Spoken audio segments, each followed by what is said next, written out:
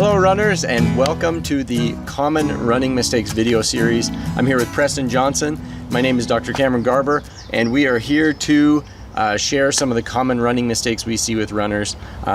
Just want to say thanks for joining, and hopefully you caught some of our previous episodes where we talk a lot about strength training and some other things that will help you avoid some of the mistakes that most runners make that lead to injury and problems. So we want to help you to not make those same mistakes. And so today we're going to tell you why not running through pain is one of the most common running mistakes.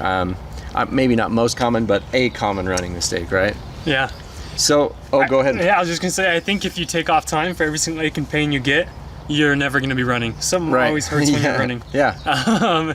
And that's why, with Body Smart, they allow people to be on subscription plans where they can come in, consistently get things treated, because there is always something. And being able to do that is huge. Yeah. I would agree. I think that there's a fine line between running with and without pain. And like Preston said, if we only run pain-free all the time, we probably won't spend much time running. And so it's important to identify a couple of major areas in which that we can regulate whether or not we're running through harmful pain or running through just aches and pains, right? And so that's a big differentiator and an important part to not blow up your whole training plan by taking time off. And we'll talk a little bit about the risks of taking time off as well. So first off, I kind of wanted to address that whole idea of when is it appropriate and not to run through pain. Mm-hmm. I think one of the biggest things we were talking about earlier was just whether or not it's harmful pain, right? Yeah. And how to differentiate that. And I'm a big believer in that the way that we treat our body is what it responds to. And so the messages we tell it through movement. And if we keep moving, we tell our body, I need you to get better, I need you to adapt. And so that's why running through pain is important. But it's just differentiating between harmful pain and non-harmful pain. And so I think one of the big keys there is, does the pain last after running, or is it just during running? Does it get worse with your running? So if it's there and it stays stable throughout your entire run, to me, I think that's okay to some degree. Yeah, I think you got to balance the severity of that pain as well. Yeah. Oh, absolutely. Those are kind of the two trade-offs that I have, is how long this pain has been going on for and how long it lasts during a run, and how severe the pain is. It's kind of a balancing act between those two variables. Yeah. Whether you are able to run through that, or whether cross-training may be a better option there, because cross-training is going to be a much better option than just taking time completely off. Like Cameron said, working out is essentially your body breaking down and breaking those different tissues to build back stronger. Yeah, absolutely. And so when those break down, we just take time completely off. We're not doing that consistent cycle that working out and exercising is supposed to put on your body to be able to come faster and stronger. Yeah, you have to make your body make changes, right? Those are the messages we're telling it, is, hey, I need you to get faster. Well, to do that, we have to run faster occasionally, right? At least enough to make it make a change. And if you say, I want you to run longer, but then take off a week every other week, it's not going to be able to make those adaptations. And then one of the biggest problems is when you come back from running after a break, after taking total time off, you're not putting that load, that stress through those tissues, and all of a sudden you go back, usually because your heart and lungs adapt and kind of maintain that adaptation longer. You tend to go back to running where you were before, or pretty close to it, in terms of intensity and duration, and you're just setting yourself up for that next injury. In fact, studies have shown that if you take time off from running to recover from an injury, you're actually more likely to get injured again than if you run through stable pain. And so that's the key, is that stable pain. Yeah, I've seen that quite a bit throughout my running career. It was actually something that was brought up when I first started seeing Cameron about 2 years ago now. We talked quite a bit about my college career and how it was kind of a never-ending cycle of injury after injury after injury. And one of the points that he brought up, and I still remember this, him saying this, because it really has been so true with what I've seen in the last 2 years of my training, is that he said that I bet if you get some consistent training in a row, all of your consistent injuries will go away. Yeah. And so it kind of came to this point of like, okay, like my mindset's going to be no matter what comes up, I'm going to find some sort of a way to run or train through that, and whether that's been on the light speed lift with a decreased body weight, or on the treadmill, or pool running, depending on the severity of that pain. And like Cameron said, taking those days off really just sets you back even further. Yeah. I've seen different studies that have said that for every day off you have of running, you have to take those same amount of days in building back up towards your original fitness. Yeah. And that's definitely a measurement just for general purposes. It's definitely different for every individual, and so you got to take it at your own pace, but just know that that's a similar time frame of what it's going to take to get back where you were at. Yeah, that's, they often will say that when somebody gets put in a boot, that the number of weeks in a boot are usually the number of months that it takes to get back to, quote unquote normal, which is one reason why I don't love it when we put people in boots. I try to avoid them at all costs, and just try to modify activity rather than put someone in a boot. Yeah. Just because you're pretty much guaranteed to have plantar fasciitis when you come out of a boot. Yeah. There's different factors that go into wearing a boot, though, than just typically taking time off. Right. I mean, Oh, yeah. With the complete hold of your foot in a specific position, as opposed to maybe when you're just taking time off in general, you're still moving a little bit. And so I wouldn't say everything is that severe of like week Absolutely. to month, but definitely in some of those extreme cases that is the case. Right.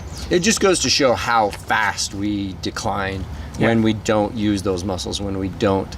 So a boot is an extreme case of kind of no movement, no intensity at all, right? Mm-hmm. And so if we can moderate that and keep running to some degree, or keep moving and putting stress, that's the main thing. It doesn't even have to necessarily be running, but putting stress through those tissues in a similar way to running, where we're still getting some impact and things. That is critical to not backsliding and then winding up with some other type of problem or injury. So huge factor there. Yeah. As a clinician, what do you see as different methods that have helped your patients the most in managing that pain and being able to train through, different injuries or fasciitis or strains, whatever it is? Yeah, so for me, switching up the mentality for a little while, focusing less on mileage and more on time, more on heart rate, and that's kind of my bias anyway. Yeah. But focusing less on mileage, focusing more time and heart rate, really backing the intensity down. Even if somebody's, really stuck on keeping a certain mileage, they have to know that they're going to have more time on their feet then, because they're going to have to back it down. And time on your feet can be just as dangerous sometimes as anything else. And so really backing the intensity of it down, but doing something. So I always tell people, like, if 6 miles really hurts it, and at mile 5 is when it really starts to hurt, and if I go on a 6 mile run, I'm hurting for the next couple of days, I always say, okay, well, but if you can run 4.5 and it's not really painful or not painful at all, or it hurts maybe a little bit, but you're not paying for it for the next few days, I'd say, okay, let's start at 4.5 and leave it there for a week or two, still run, but just not as much, and then start to build as that pain goes away and your body adapts to that, then start to build up again. But just stopping altogether, not a great idea. Yeah, it kind of builds into that all or nothing principle. Yeah. It's actually a topic that we have put aside to talk about for one of our other episodes coming up. Yeah. But it definitely is very applicable to this scenario here. And as an athlete, when we're thinking all or nothing, is like, we may not be able to do that 6 mile run you were talking about, but it's almost harder to motivate yourself sometimes when you can only go in between than when you can go normal. And I think part of that is the negative mindset that comes along with having something ache or hurt. And I think being able to keep yourself mentally in check and stable, never take one run for a huge portion of your mindset or 1 week. Always have an open mind about a whole training cycle together. And that way, when you have these highs and lows, and you can't do in a complete workout, but you can do some portion of it, you'll be able to stay positive and be able to use what you can do to be able to still progress during that time. Yeah, we do tend to have that all or nothing mindset, and that gets us in trouble a lot. We don't have to put so much weight on any one workout. Yeah, it's better to live to play another day, but at the same time, we still need to keep playing that other day. If we don't, we really do set ourselves back in terms of injury risk and other things. And so really that's a big take home, is if you can keep moving and find a way to keep moving and keep putting that stress on your tendons, ligaments, joints, you're going to be better off in the long run. You're going to be healthier. You're going to have less likelihood of getting injured again. That I just can't stress enough about the risk of taking time totally off. When you come back, your likelihood of getting re-injured is really, really high. And so if you can kind of play through the pain to some degree, but not push it, you don't have to push through the pain necessarily.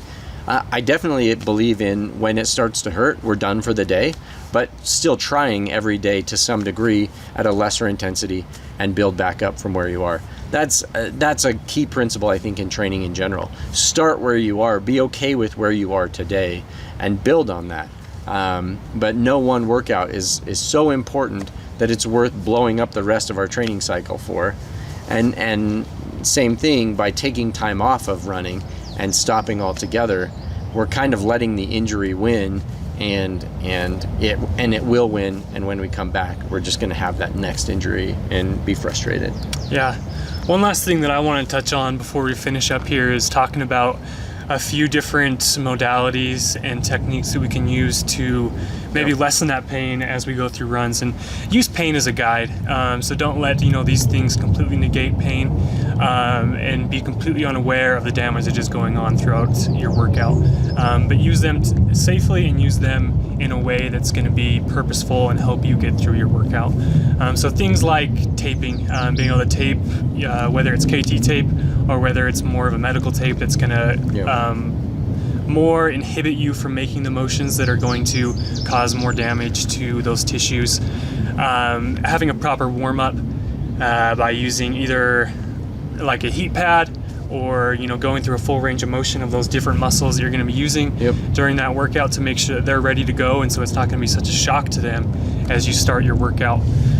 And then following a proper recovery after your workouts as well. And I feel like we could talk on all these individual things all day long. All day, and strengthening, we mentioned that every single episode. And that's what I was going to say. And strength train. It's the best thing for mobility, flexibility, and strength and injury prevention. Like, strength training is the key.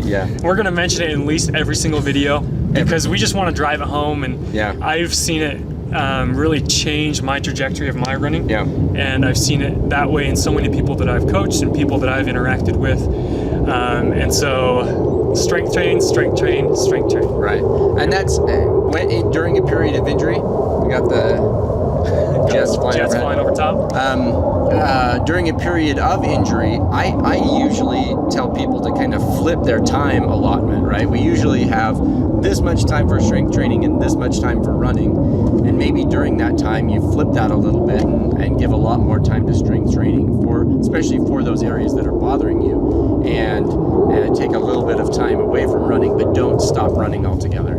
I mean, that's a technique that I've seen very beneficial in my own training, that you never want to subtract time or that you normally do with your training for some kind of injury. There's always something you can supplement there, whether it's cross training and doing something that's going to be a little bit less painful on that area, or if it's going to be taking more time stretching or strength training or icing, whatever it is. There's always something you can be doing to be able to improve that, or at least speed up that recovery process so you can get back to normal. And if nothing else, if it is a severe injury where you are laid up from like a broken bone or something like that, there's still always a way that we can train to maintain your fitness levels, heart and lungs and stuff like that, to make that transition back as easy as possible. So keep putting load through all of your other tissues as much as you can. Keep putting stress on heart and lungs.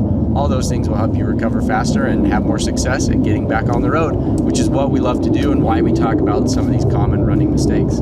So thanks so much for joining us. Again, Preston Johnson, Cameron Garber, signing off.